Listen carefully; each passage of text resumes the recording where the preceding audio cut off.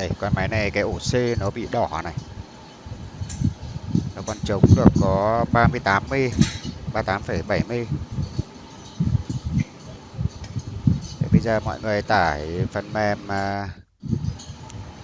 Partition Winza nhé. Partition Winza 9. Xong các bạn mở lên. Bây giờ cái ổ C bên đấy đỏ này. Thì bây giờ mình phải dồn hết những cái ổ D,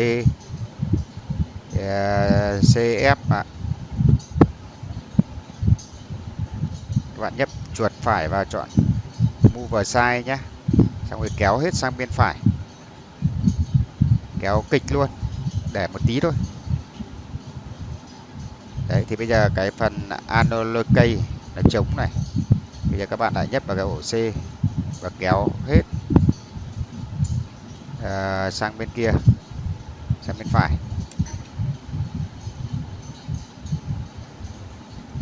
Bây giờ lại nhấp vào ổ C xong kéo sang bên trái để cho nó đầy luôn, rộng cho luôn. Đấy, như vậy là nó chống được rất nhiều này. Tương tự ổ D, E, F cũng làm như vậy. Để dồn hết nó lại thì nó sẽ có cái ổ trống Analocate để mình dồn cái ổ C sang.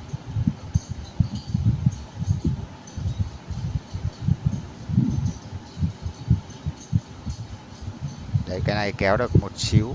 Đấy, kéo kín luôn. Giờ nhấp vào cái ổ C này. Chọn Move Side này. Kéo nốt sang này.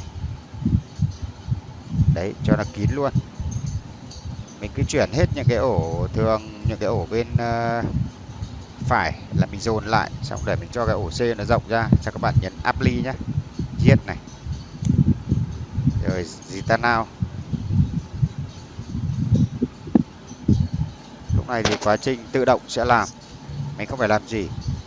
Quá trình tự động làm, sau đó máy sẽ khởi động vào Win là được. Các bạn không phải làm gì hết. Đấy, máy sẽ tự khởi động lại.